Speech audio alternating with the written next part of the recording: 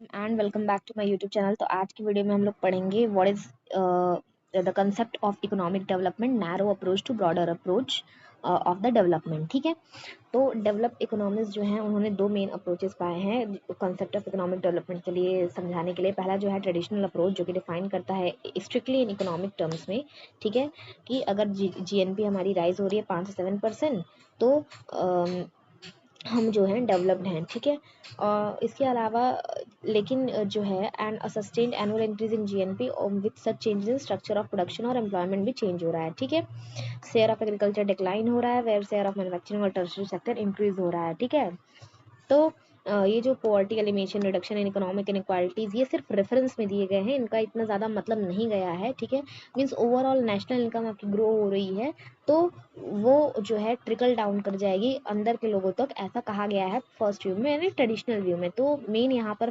Focus किया गया है इकोनॉमिक एक्सपेक्ट पे।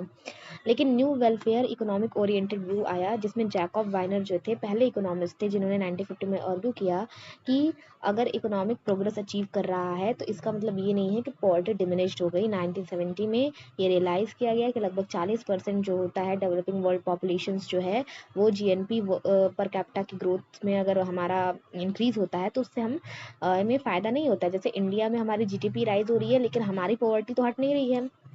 ड्यूरिंग 1970 इकोनॉमिक्स ने डिफाइन किया जो concept of economic development in terms of poverty के एलिमिनेशन में, इनइक्वालिटी, अनएम्प्लॉयमेंट। ठीक है, अगर ग्रोइंग इकोनॉमी के साथ ये एलिमिनेट हो रहे हैं तब हमारा क्या हो जाएगा, डेवलपमेंट हो जाएगा। ठीक है, रीडिस्ट्रीब्यूशन विद ग्रोथ, यानी डिस्ट्रीब्यूशन करना है बट ग्रोथ के साथ। ठीक है, इकोनॉमिक डेवलपमेंट को कहा गया कि इकोनॉमिक डेवलपमेंट में आपको मटेरियल वेलफेयर तो होना ही चाहिए, इसके अलावा मास पॉवर्टी हटनी चाहिए जिसमें डिजीज वगैरह सब हटना चाहिए, कंजम्पशन हमारा चेंज होना चाहिए पैटर्न, एग्रीकल्चर से इंडस्ट्रियल एक्टिविटीज़ की तरफ शिफ्ट होना चाहिए, इकोनॉमी को हमें प्रोडक्टिव एम्प्लॉयमेंट प्रदान करने चाहिए वर्किंग एज पॉपुलेशन को, ग्रेटर पार्टिसिपेशन होना चाहिए मासेस का।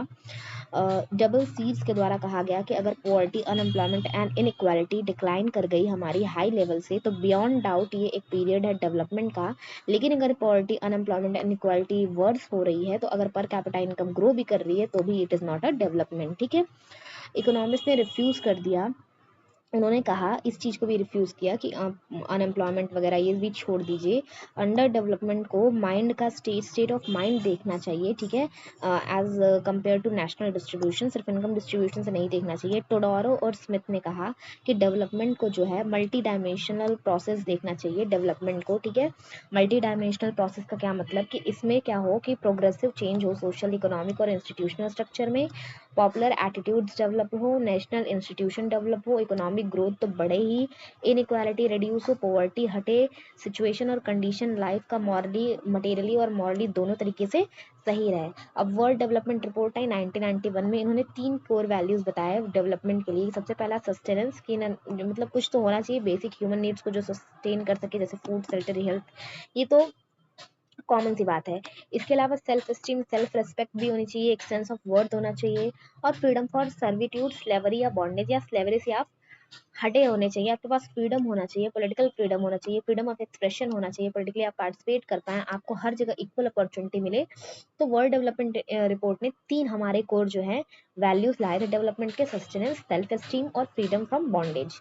ठीक है, most of the third world countries हैं वो डुअलिज्म का पैटर्न फॉलो कर रही थी, मतलब कि डेवलपमेंट और अंडर डेवलप के कैरेक्टर दोनों साइड बाय साइड पाए जा रहे थे, यानी फूड, शेल्टर वगैरह तो सही हो रहा है लेकिन अंडर डेवलपमेंट बढ़ रही है, यानी इक्वालिटी वगैरह घट रही थी।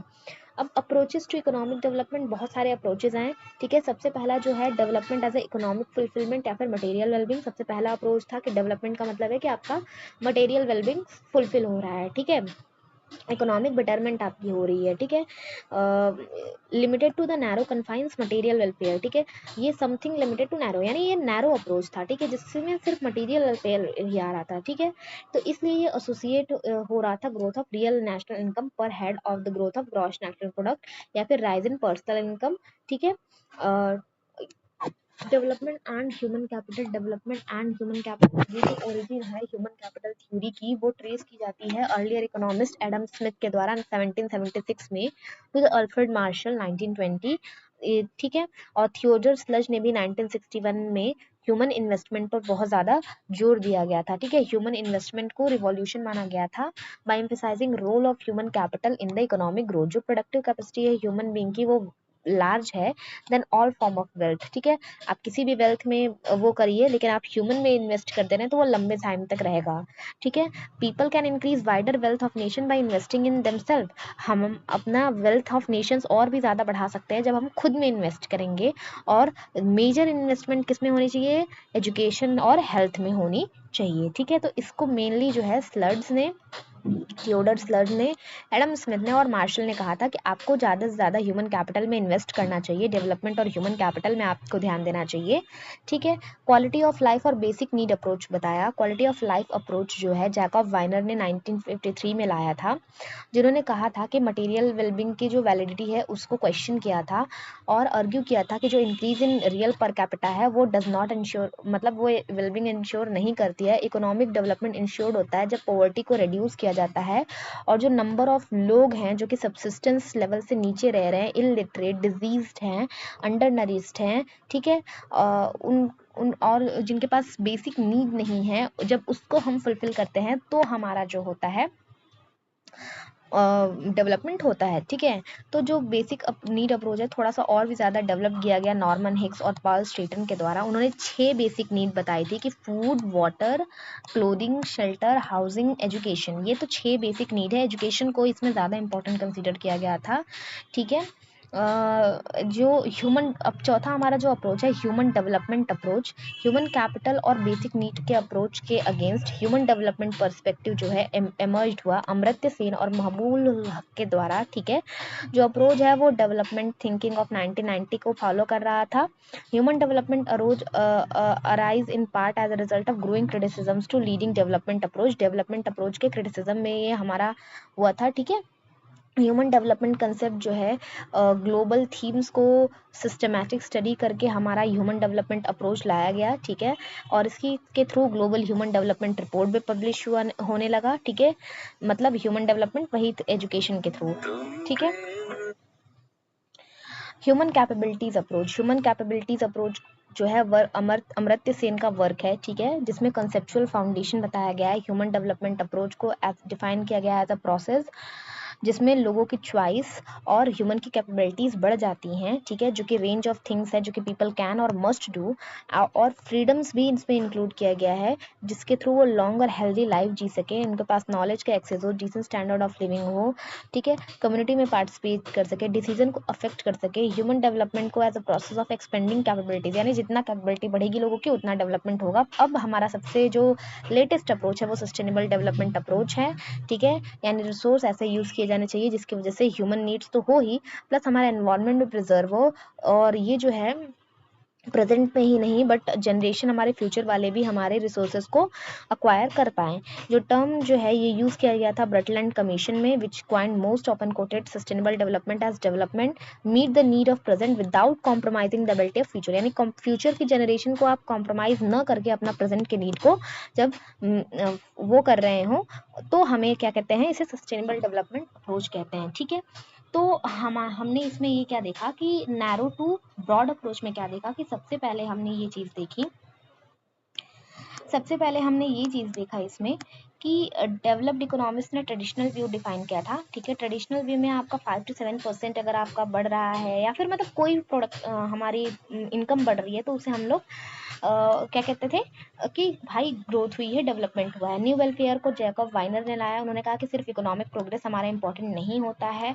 ठीक है, 1970 में भी इस चीज़ पर ध्यान दी गई। फिर इसमें कहा गया कि ग्रोथ और रीडिस्ट्रीब्यूशन दोनों होना चाहिए। इकोनॉमिक डेवलपमेंट को जनरली डिफाइन किया गया मटेरियल वेल्थिंग, मास पॉवर्टी को दूर करना, एग्रीकल्चर से इंडस्ट्रियल में शिफ्ट करना। ठीक है, प्रोडक्टिव एम्प्लॉयमेंट प्रदान करना, मासेस का पार्टिसिपेशन होना। डबल सीड्स ने कहा था कि हमें पर कैपिटा इनकम पे सिर्फ ध्यान नहीं देना चाहिए। फिर अंडर डेवलपमेंट को फिर mind of state of mind देखा गया।